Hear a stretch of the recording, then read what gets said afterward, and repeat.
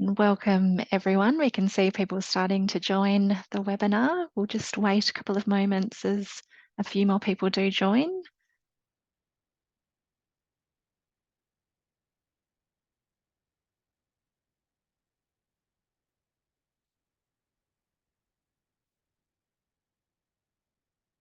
Fantastic. So good afternoon, everyone, and thank you so much for joining us today for this very important webinar. So my name is Jade Cartwright, and I am the co-chair of the Australian Young Onset Dementia Special Interest Group, together with Associate Professor Adrian Withall from UNSW in Sydney. I'm an associate professor in speech pathology at the University of Tasmania, and the Young Onset Dementia Special Interest Group is a network of over 70 researchers, clinicians, people living with dementia and their families, with a really shared goal of improving outcomes for people with young onset dementia. Before we do begin, I would like to acknowledge the traditional custodians of the land on which we gather today and pay my respects to elders past and present as the knowledge holders and sharers. I extend that respect to any Aboriginal and Torres Strait Islander peoples joining us today for the webinar. I stand for a future that profoundly respects Aboriginal ways of knowing, being and doing.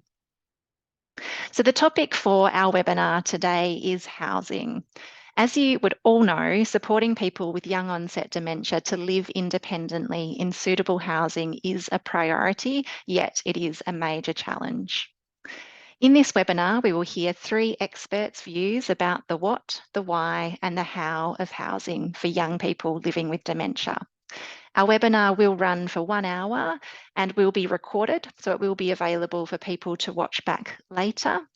Our speakers are going to speak for about 40 minutes in total, and we'll then have time for some questions and discussion at the end.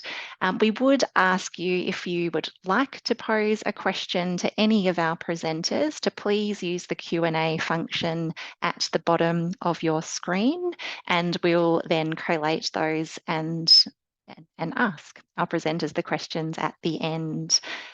So without further ado, I'm going to introduce our first speaker for the webinar today, and we're so grateful to be hearing from you. So our first speaker is Teresa Flavin. Teresa is an advocate and activist for the human rights and dignity of people living with dementia and all older people. Teresa lives with younger onset dementia. In 2023, Teresa brought the living experience voice of the estimated 147 million people living with dementia worldwide to the United Nations Open-Ended Working Group on Aging in New York, an amazing achievement. So thank you so much, Teresa. I'll hand over to you. Thank you so much, and welcome to everyone who has come and joined us today. So as you said, I'm living with dementia myself, so I'm not what you would consider a technical expert in the housing, but I'm certainly very well qualified to tell you how it feels and the landscape from where I sit here in the community. Now, I looked for some information to tell me some statistics. The Australian Institute of Health and Welfare recently put out a very useful report on younger people who are living in residential aged care. And at 30 September 2023, we had 1,891 younger people living in residential aged care, with 83 admissions between July and September in 2023. Now, if you have an opportunity to look at this report, a couple of things will jump out at you, and those are the fact that our Indigenous brothers and sisters are hugely overrepresented in this group. People in rural and remote Australia are overrepresented, and that pains my heart. I think of the 500,000 forgotten Australians who were born in institutions and are now potentially going to live and die the rest of their lives in an institution, potentially run by the same actors that were there in their childhood. It's beyond unacceptable. 4 out of 10 of these younger people are on antipsychotics. So going on to the broader topic of younger onset dementia, it's an acquired disability, and it's a very poor fit in our Disability Royal Commission, which really focused on lifelong disability. Generally, younger onset dementia is diagnosed in our midlife, just after our peak financial responsibilities. We have mortgages, school fees, car repayments, and dependent children. And sadly, the Disability Royal Commission and the wider disability services don't always acknowledge or leave space for our families. And our families are our lives. We don't have much room for us. We have no room for anyone with a dependent. It's almost as though we're not supposed to have children and we're not meant to have dependents if we want to live a disability lifestyle. Part C recommendation 733 of the Disability Royal Commission dealt with inclusive housing, but it only deals with the individual who has the disability. There's no space for our dependents or our informal and formal carers. And it makes the assumption that disabled people really only rent. And I don't think that's a fair assumption. People who rent need protections, but so do people who have strived and have a mortgage. If I were to make a recommendation, I'd ask that younger onset dementia people living with a mortgage need help to retain our home when our primary earner is no longer working, and a specialised programme to negotiate with the bank and support our family to live the best we can or to transition the best we can. But that type of very specialised support is necessary for us. We look at 737 recommendation, increasing tenancy protections. But again, there's no room for our families in these recommendations. We recommend that supported independent living must make provision for our families and our children. We have a right to family life. We have a human right to family life, and this is being consistently denied to us while we are taken from our families and forced to live with other people living with dementia, which doesn't have any positive benefit for our disease trajectory.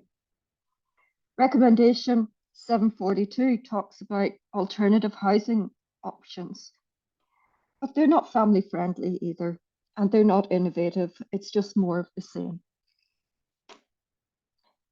Improved access to behaviour support, I think, for me, is critical to keeping a family together and keeping me living at home in the community where I'm happiest and I'm also safest. Currently, it's extremely difficult to access DB Mass services. Now, recently there was a report on DB Mass, which was glowing and very successful programme, but there wasn't a single reference to anybody in the programme who lived in the community. Everybody using those services came from residential aged care, and that's a problem. That's the problem for our families, for our children, and for our carers. And it's our biggest challenge is to how to access quality behaviour support that's active and positive behaviour support while we live in the community. I recommend that we have better access to behaviour support, including residential when we need it, with tenancy security if our dependents happen to be living in supported independent living arrangements. We must have no aged care ever for people living with younger onset dementia. We shouldn't really have group homes if we're looking to deinstitutionalise. Having a group home really will not give any of us living with dementia a good outcome. The behaviours of the other people are triggering, it's demoralising. We've lost our community and our family and our tether to actually wanting to live in this life. We also need to take a very close look at UPCAP compliance, please, both in aged care and in disability care. And that's how I see things from my point of view. My life, I'm quite fearful for the future because if and when my behaviour changes, and it will because I live with complex PTSD, I was born in an institution in Northern Ireland in a mother and baby home. So if my time comes and I'm placed into an institution, it's not going to be good. It's not because I'm going to choose to behave badly or inconveniently. I can explain it like this, that my body will respond in the very best way it can to keep me safe with a broken brain. My memory doesn't work in remembering facts or instances or memories of trauma. My memory works by way of showing me emotions that I have to translate into a memory. Once I can no longer translate those emotions and relate them to an actual event, I'm then living in a sea of emotion only, and I can't control that. I would love to think that my family will be able to assist me with this. At the moment, I live with my partner and my 20-year-old daughter who lives with significant autism. There's no room for her in this younger onset dementia world. There's no room for us to support each other. She needs me and I need her. And I'm just begging you guys who are using innovation, who are thinking, who are on the ground, just make some room for us, please. And thank you for listening. Thank you so much, Teresa. You've set the scene in such a powerful but yet personal way. So thank you so much for sharing your perspectives and experiences. It set the scene beautifully. I think you draw attention to the broader issues, but that need for specialised, nuanced solutions. So we'll now continue and see how our other speakers respond to this issue, and we'll have time at the end to come together and revisit some of the really important points that you've raised. Just a reminder, if you do have questions for Teresa, please add them into the Q&A and we can come back to those at the end of the session. So it's now my pleasure to introduce our second speaker. Dr. Bronwyn Morcombe is the National Director of the Younger People in Nursing Homes Alliance Australia. She has served on a number of state and federal government advisory bodies looking at health and disability systems, policy and practice reform, and has written and co-authored policy papers on the development and integration of multi-system services involving housing, mental health and disability and NDIS services.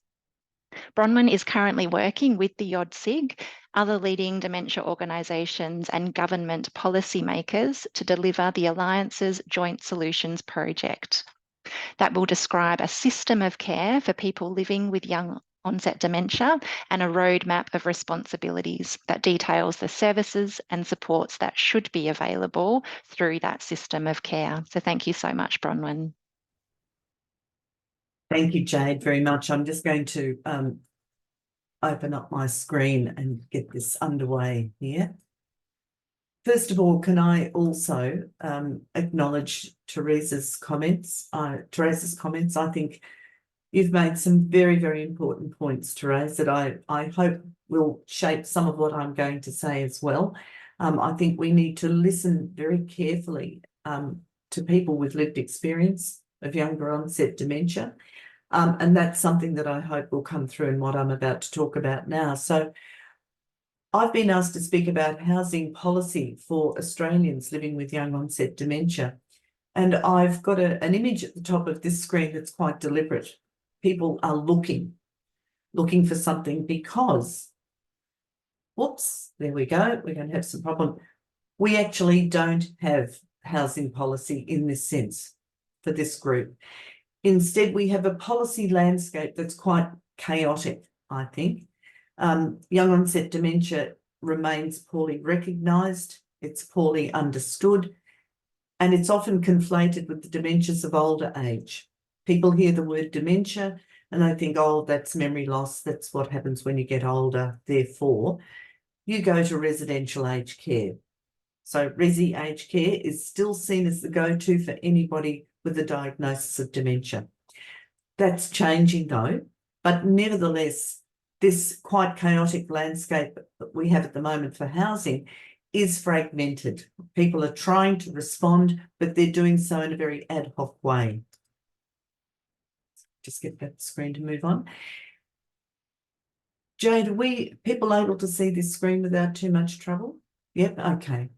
So previously, as I said, residential aged care was the default option, and residential aged care has been the default option for so many things when we don't have the services and supports we need, whether that's in healthcare, disability care, housing, whatever it is.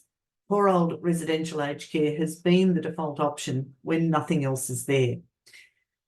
But residential aged care has been designed and resourced to support frail older people in the end stages of life.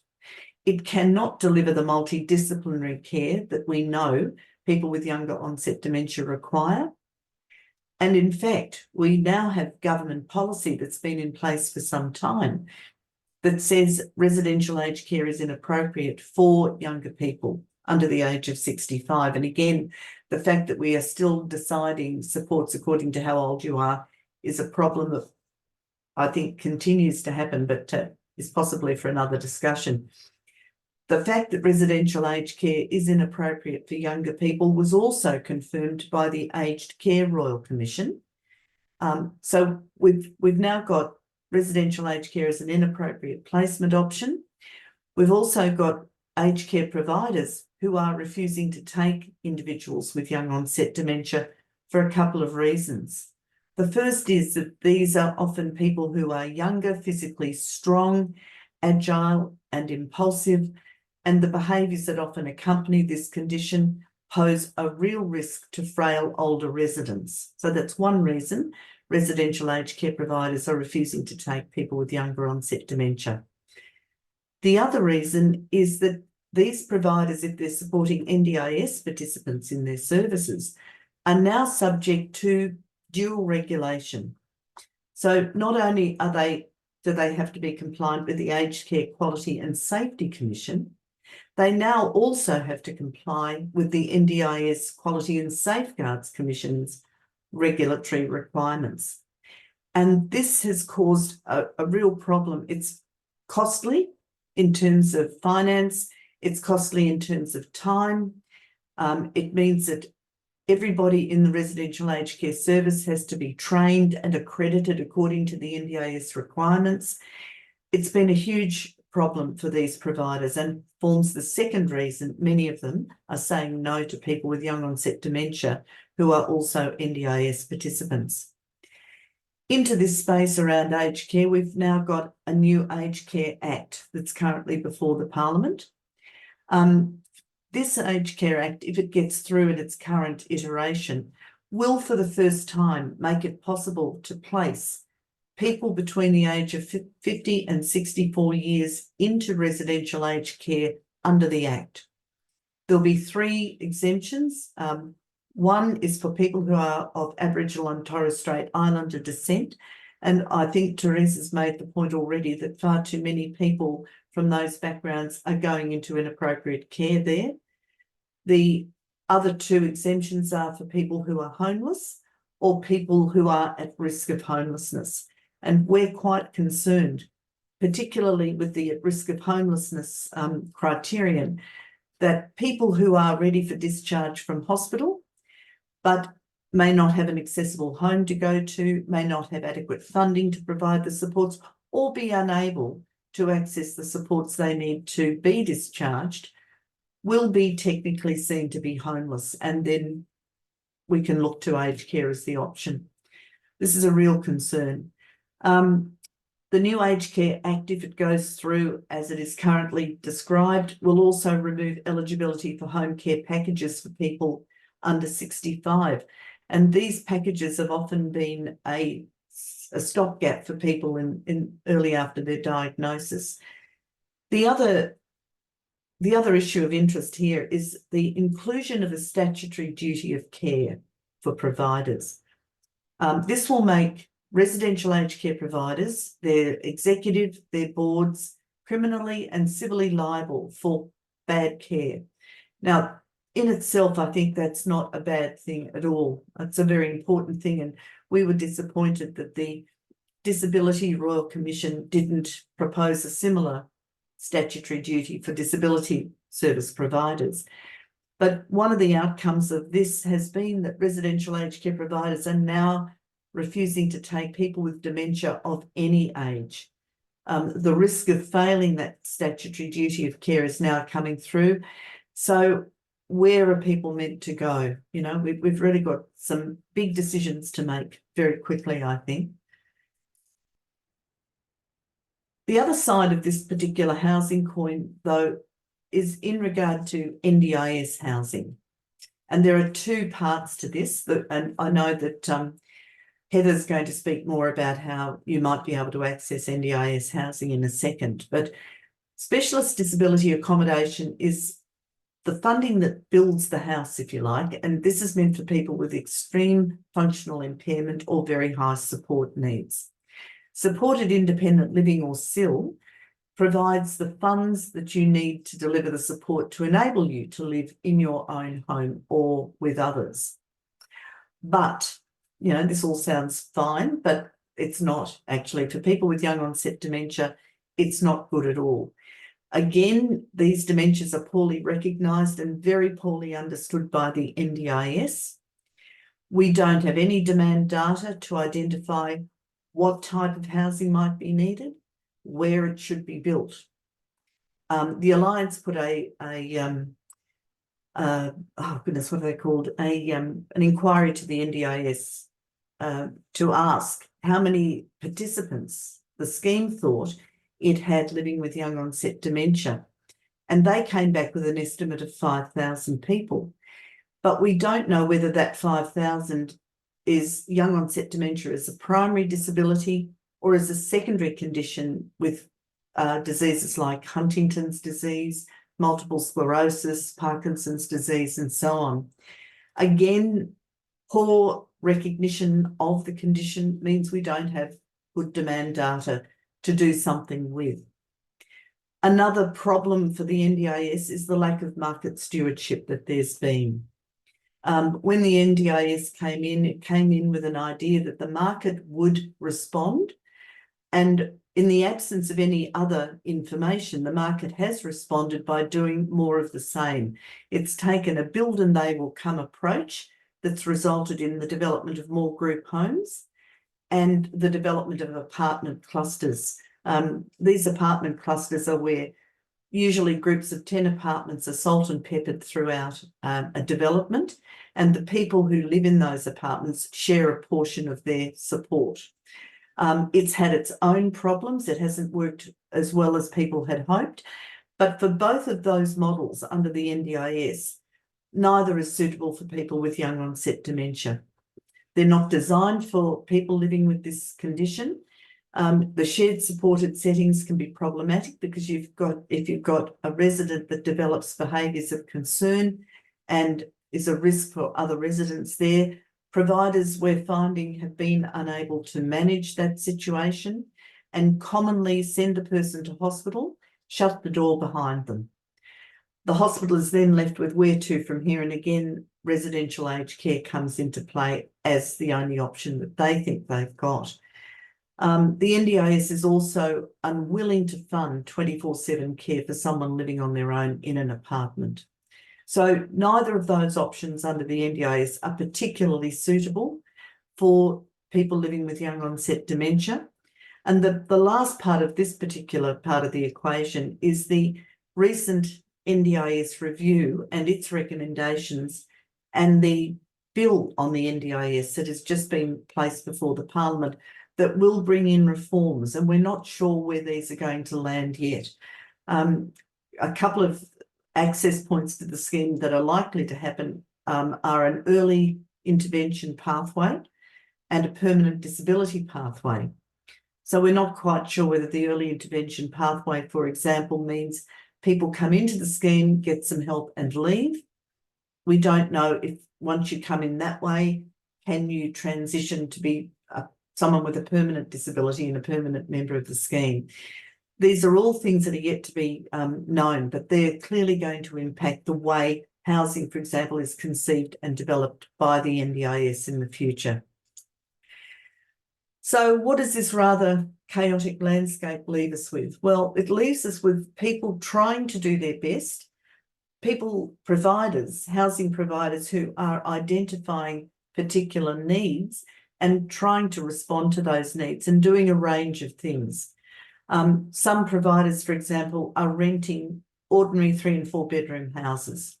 and using that supported independent living money that the NDIS provides to fund the care for people with young onset dementia living in those houses. But these houses are standard homes. They are not equipped for people with young onset dementia. They lack ensuite bathrooms, for example.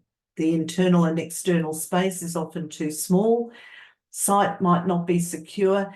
And what happens if the owner decides to sell the property or you can't renew the lease? You know, people with young onset dementia, if they're going to live somewhere, need continuity very directly, and this places everything at risk. Some providers, and Teresa's comment was a terrific one to hear about the call for families to be considered in any of this. Some providers are trying to do that and deliver a service where family members can live with their loved one receiving support for periods of time, trying to accommodate families, especially families with children coming along as well. Other providers are recognising the need and are building dedicated services for people with young onset dementia. And there, Brightwater in Perth is in the process of developing a service specifically for people with young onset dementia. I think it has 5 houses on a site, supporting 4 people in each house. Each house will be separately titled so that it can't be called a congregate care setting, which the NDIS will have a problem funding. So again, somebody who's seen the need and is doing something dedicated about it. Some providers are repurposing existing housing stock, and this is a service we've been involved with in Melbourne, where an existing service that was built for people who were ventilator dependent. Vacancies, some considerable vacancies have arisen, and there's an opportunity there to place a young onset dementia service in place on that site. Others are developing cluster housing approaches with intentional communities. And the Heathcote Dementia Alliance has at the moment got a proposal to develop just such a service in Moorbeen outside Mildura. And again, that's another one we're involved with and hope to get up. Other providers are trying to develop culturally appropriate housing. And again, I'm grateful to Teresa for mentioning our Aboriginal brothers and sisters here. The Utjuala Jiwa Nullumbee Flexible Care Facility is one of those places that has done an amazing job and I think has some learnings that we can really take a great deal from. And the last example I wanted to mention was what I'm calling a tiny house. It's a demountable tiny house that the Heathcote Dementia Alliance have developed that's particularly handy for people living in rural and remote areas. But if you've got enough space on your house in a metro area, it could be equally useful for you there too. So I just wanted to give you a bit of an idea of some of those examples. This is the service that was the Ventilator Assistance Support Service in Melbourne. It was designed for people who needed this type of support. So the buildings there are 5 sites, 5 houses on the site. Each one of them has been designed for people who have equipment, who need a lot of space. Each bedroom has an ensuite bathroom that's big enough to take people needing 2 to 3 personal care. Each bedroom looks out onto a garden or bushland. The internal spaces are huge and the external spaces are well provided for with gardens. So there's room for people to move around internally and externally. At the moment, one of the houses is operating as a service for people living with young onset dementia, with a second about to start. And I think the provider would say they're learning as they go, which is terrific to see. This is the Moorbeen Intentional Community Cluster that the Heathcote Dementia Alliance is hoping to get funding to develop. And again, I think this one is interesting because as well as the residential villas and technology, it's going to have the local community engaged very directly, both through the community hub and by the provision of health services. The other thing that's interesting about this one is the decision to put a building there that will do workforce training. Again, a skilled workforce to support people is very much needed, but very hard to find. And this idea is to not only provide for the young onset dementia support workforce, but provide workshops for residents, educational opportunities for them and for the local community. So again, trying to engage with the local community very directly in the way this housing concept has been developed. This, I think, is quite an amazing one. This is the Utuala Jiwa Ngulunbuy Flexible Care Facility on Yolnu country in Arnhem Land. Utuala Jiwa, and I'm sure I'm not pronouncing that correctly, roughly translates as Little Heaven. And this was a genuine collaboration where Yolnu elders wanted to keep their people on country, provide care on country. And I think the architectural firm that was involved with this took responsibility for facilitating the engagement of all the people who collaborated on this. And I think they're very correct when they call it a process of deep collaboration over 3 years. It was an iterative participatory design process that involved prospective residents, Yolnu elders, families, organisations. The community itself was involved at every step of the way. One of the things that I think is very interesting about this place is that they travelled outside the usual care guidelines. They had to be respectful and to be within the requirements. This is funded as an aged care service, but provides support to people of any age, including people with dementia and young onset dementia. But they were not constrained by the regulatory provisions at all, but thought divergently and tried to accommodate that at the same time as they used traditional knowledge to provide culturally appropriate care. Some of the features that enable that cultural appropriateness are there are no corridors in rooms. The rooms have been arranged like a palm frond shape, and this is about creating separation and identity for people, different kin groups, different skin groups, sometimes at different points shouldn't be using the same entry or exit points of the building. This has all been incorporated into that. Even the landscaping has cultural meaning for cultural practice, food.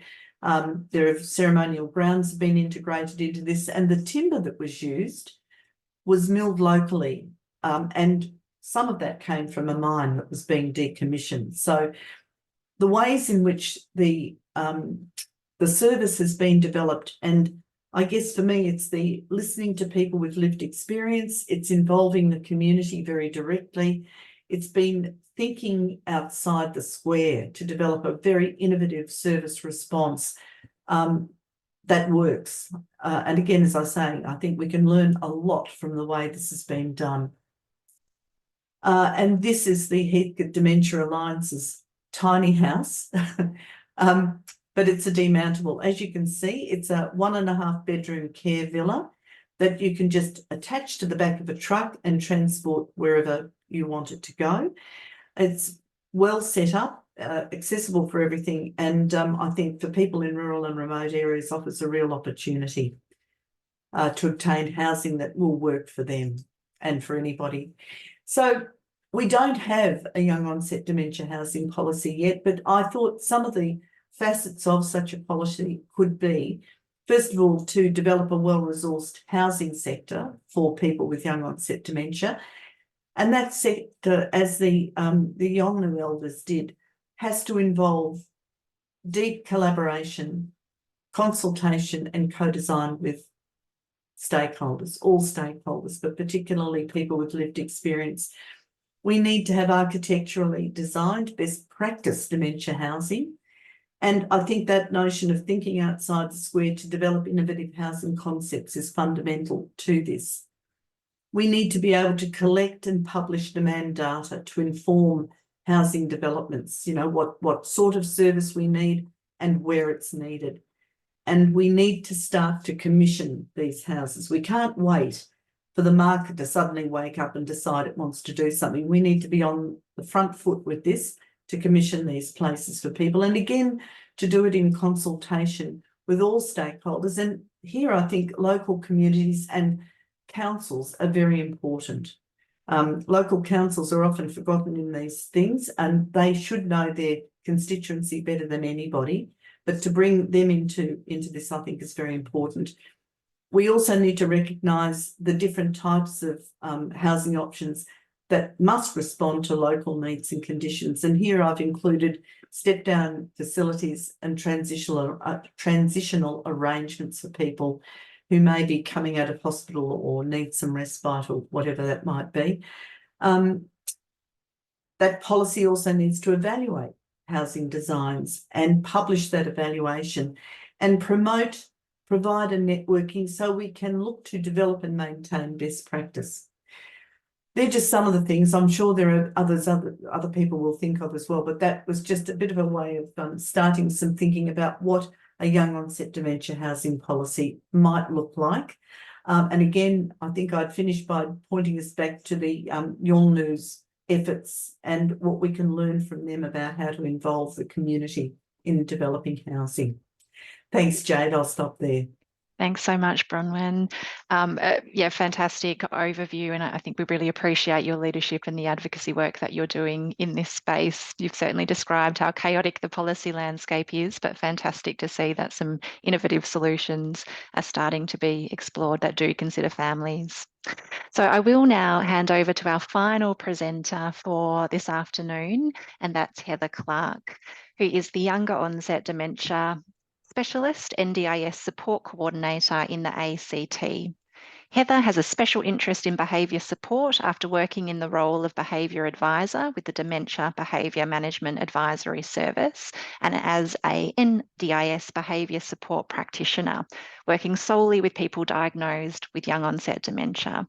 After 30 years' experience within the community health field, working extensively in both government departments and within the not-for-profit sector, both in aged care and disability portfolios, Heather is well versed in providing her participants with individually designed specialist supports. And she notes that the most important part of her work is building relationships with participants and their families and being an integral part of their support network. So thank you so much, Heather. Jade. Hi, everybody. As Jade alluded to, I'm here today to provide some practical information about current NDIA available options for people with a younger onset dementia. So I thought it was really important just to provide some context regarding the current NDIA landscape. So what we're seeing is we're seeing a lot of anecdotal evidence that the NDIA are declining funding for alternate accommodation for people with a younger onset dementia after the age of 65. So these are people that are in receipt of a NDIS plan and whose needs have changed to a point where they can't be supported at home. What the NDIA is instead saying is that supports for these people are best provided in a mainstream setting. So that always means that they mean residential aged care, which is, you know, incredibly inappropriate. However, there's currently no NDIA legislation which actually says anything about funding for alternate accommodation being stopped when someone hits the age of 65.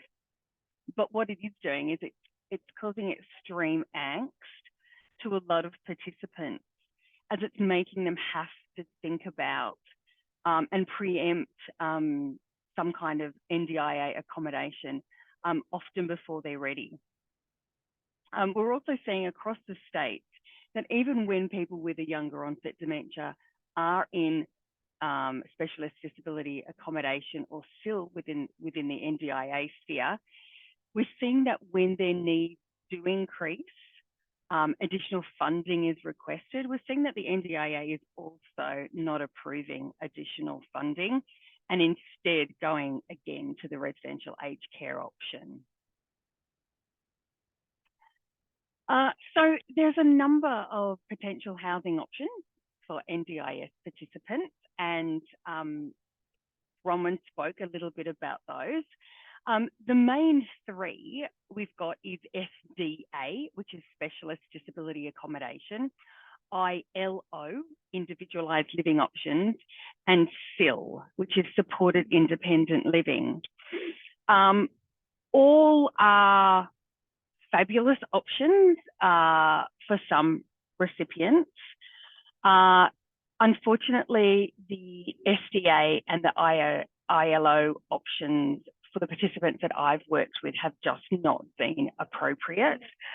So we always go, or I've always gone down the supported independent living option with all of my participants who can no longer be supported in their own home with family.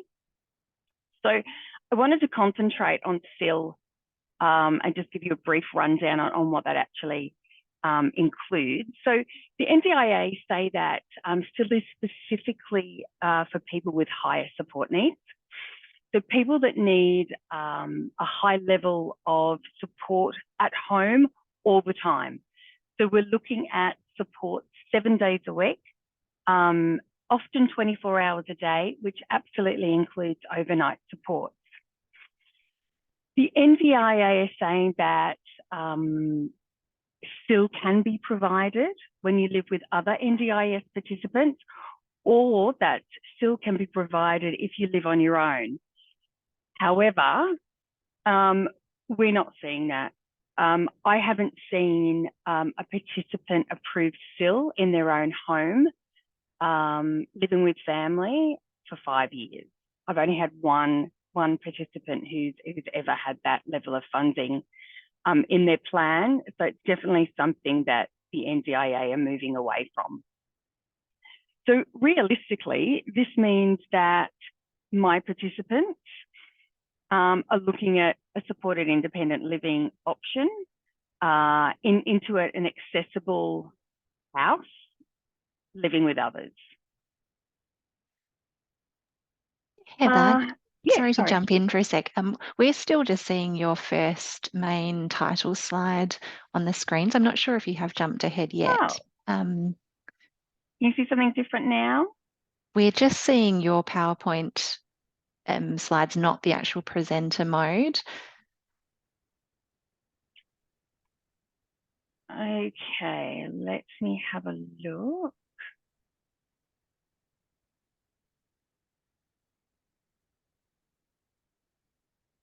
Anything there? No, it is still just your actual PowerPoint itself, not the presenter slides. It's okay if you just want to keep talking through.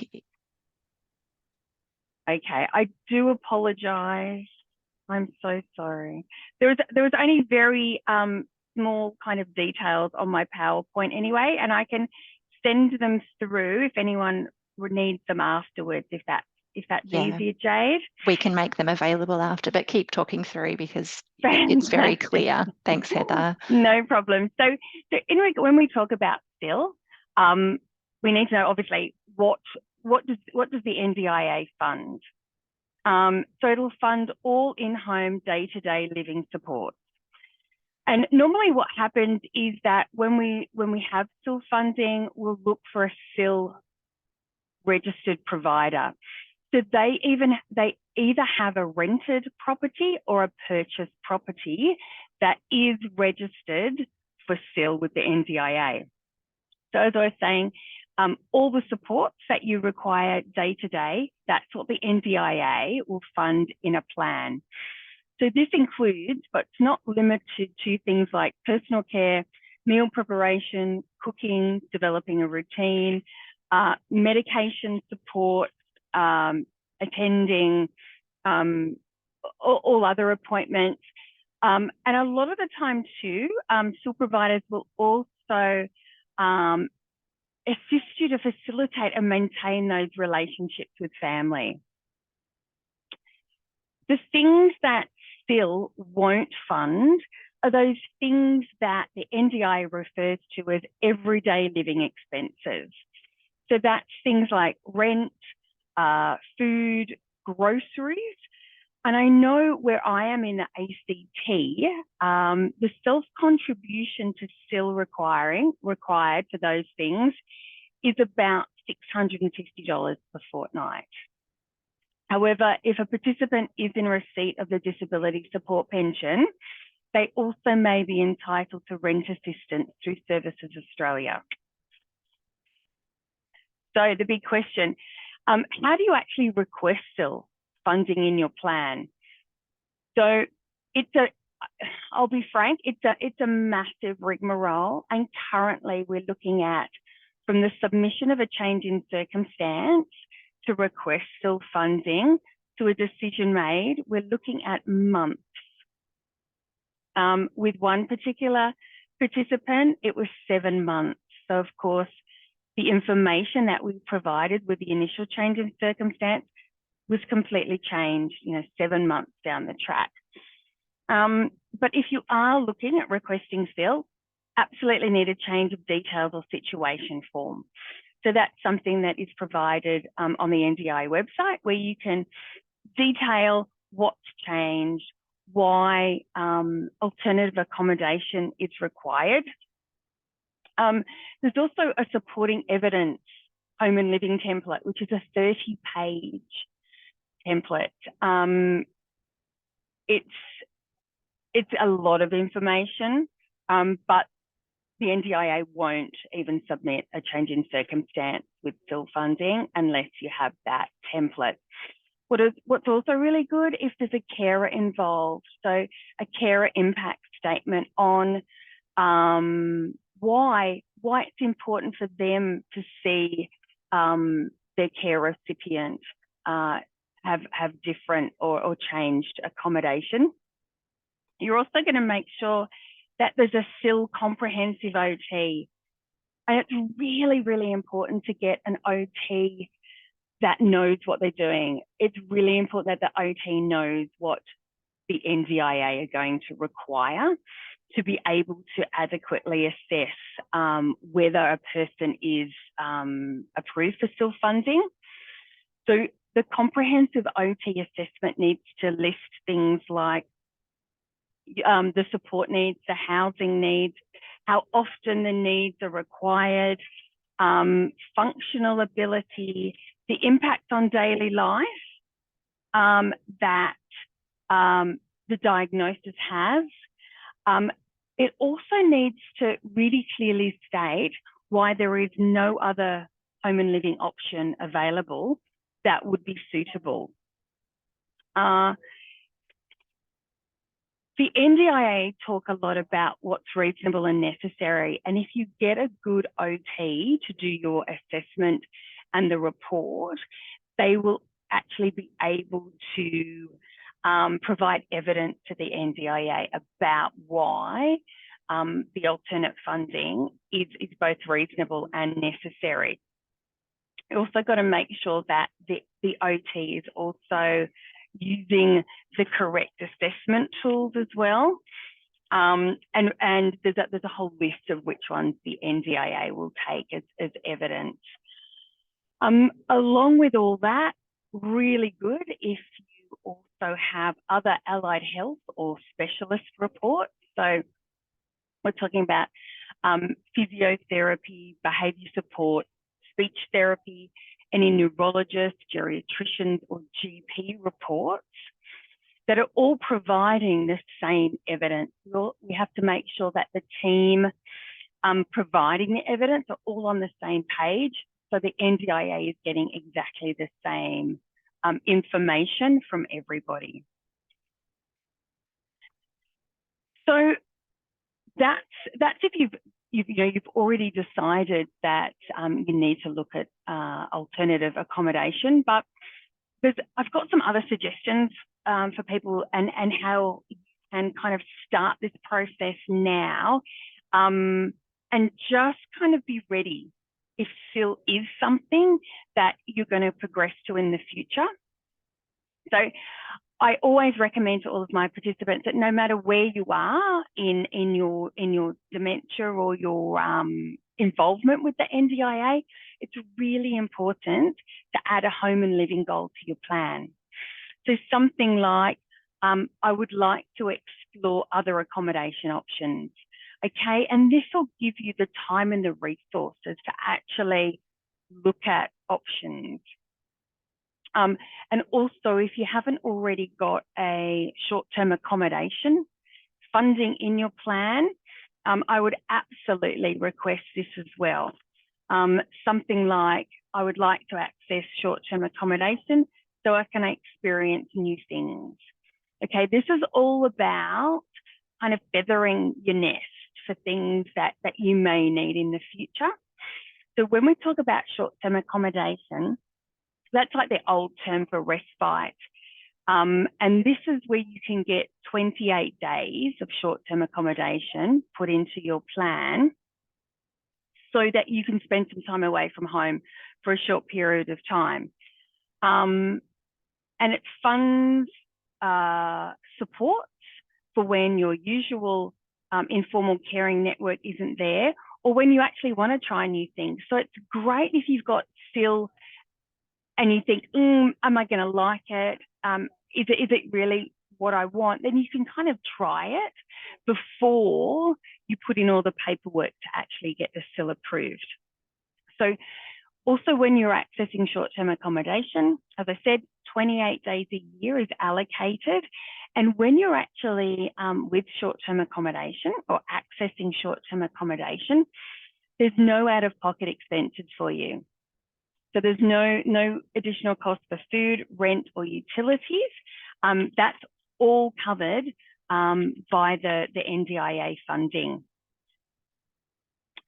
Also, one of my biggest suggestions is to start talking about SIL now, okay? Start looking at SIL providers and seeing what they've got to offer. As you're aware, there are a lot of providers in our marketplace that profess to being dementia friendly or having dementia expertise, but unfortunately this isn't always the case. So ask about their team's qualifications, their ongoing dementia related training, and visit the SIL properties. You know, get a top 3 and go back and have a look. Take your support coordinator, take, you know, an occupational therapist, so that they can actually be an extra pair of eyes to have a look and see whether this is something that would possibly meet your needs. So that very quickly is the things that I would absolutely recommend if you're looking at requiring alternative accommodation either now or in the future. I'm really happy to speak to people. I'm sure I can provide you with my mobile number and my email address if you want to discuss your individual requirements. So thank you. Thanks so much, Heather. Those practical how-to tips are just so valuable. So that's wonderful. And we will make sure that your slides are made available to everyone who's here today for that follow-up. So that's fantastic. So we do have a small amount of time for some questions, and some questions have come through in the chat. One has one of our participants who worked in the DBMAS program years ago in North Queensland, covering many community referrals in rural, remote and very remote areas, and worked with a YOD key worker at the time and had lots of referrals for people living with YOD with behaviour change. So is there anyone that is aware of sort of why that has dropped off, and whether is there a solution for that change?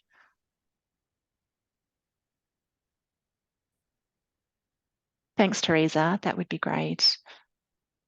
I'll just provide my understanding of how it's working, and that so DBMAS provided a lot of different services, and when I spoke first up, I was talking about the residential service, which has a bearing on what we're talking about here around accommodation, because for so many of us in the community, when the behaviours gets to a certain point, it really isn't safe for us to live in the family home anymore.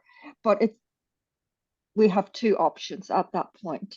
We're either driven towards residential aged care because we don't have the time and it's an imminent change that's needed, or potentially respite, or we would have a DB Mass residential option, which is a short-term option, which they take very specific care of you until organically these behaviours of concern and of risk to our families drop off and you can return to the family home. Now, they also provide a lot of community services that will develop behaviour support plans for implementation in the community.